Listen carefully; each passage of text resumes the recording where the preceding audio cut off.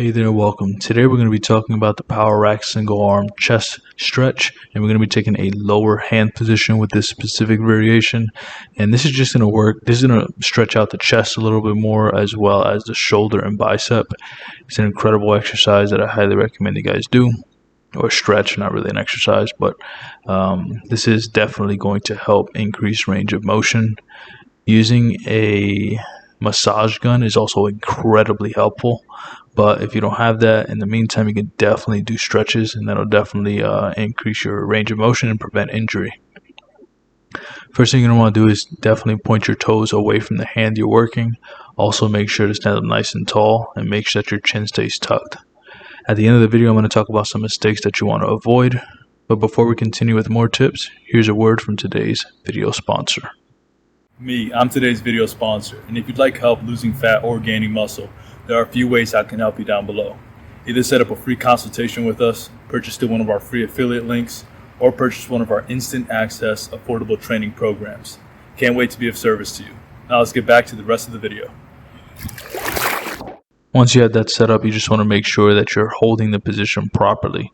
Now, if you're just starting off, you can start off with just holding the position for 10 seconds and then resting for another 10 seconds and then just doing that interval for 5 minutes or so. Just switch hands every time.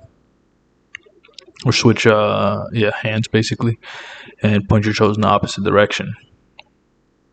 The reason why stretching is important because, like I said, you're going to increase the range of motion, you're going to prevent injury, and you're also going to make it so that you can go through a more full range of motion without being inhibited by your lack of flexibility.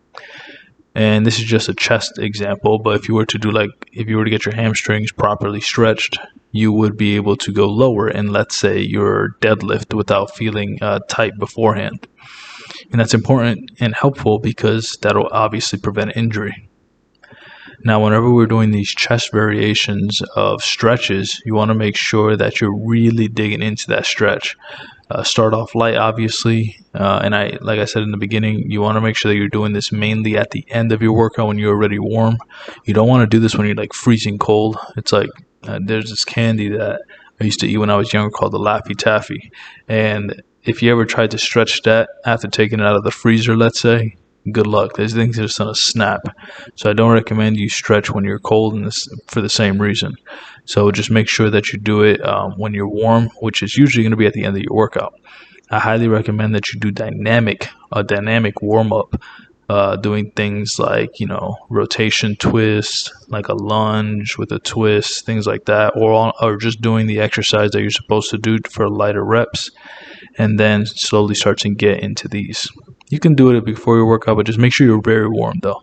Here's some mistakes. Obviously, not trying. You don't want to be standing forward. You're not going to feel any stretch doing it that way. Also, do not bend your elbow. You want your arms straight. Also, you want to make sure that your feet are rotated in the direction against the arm that you're working, and make sure that your palm is facing away from you.